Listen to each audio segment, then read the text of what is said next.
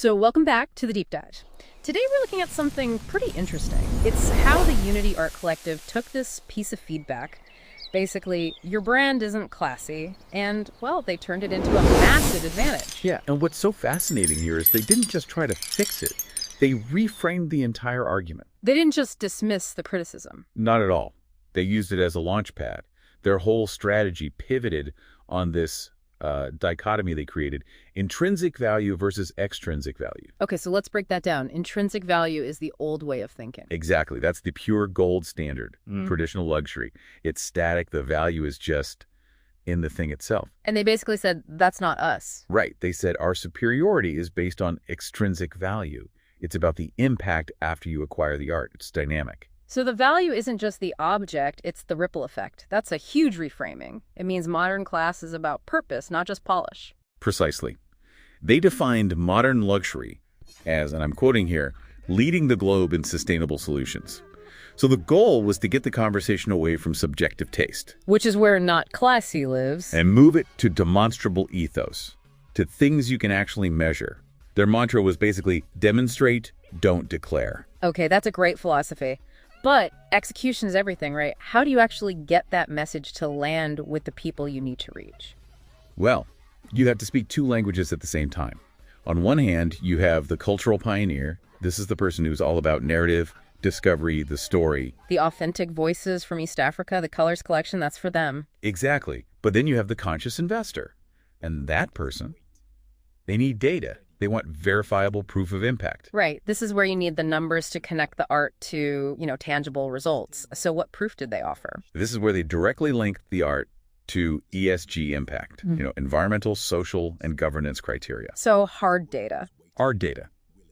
They had tangible proof points, like 489 trees planted from their Green Future initiative. They had a public commitment to zero waste production principles. And they had these documented collaborations with sustainable designers.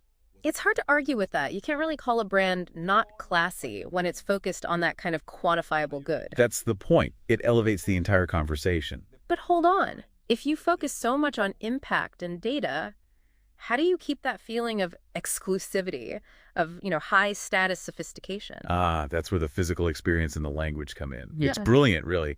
The venue they chose was strategic proof. This was the lifestyle on Jagiri Rudd spot. Yes, in Nairobi's Diplomatic Heart.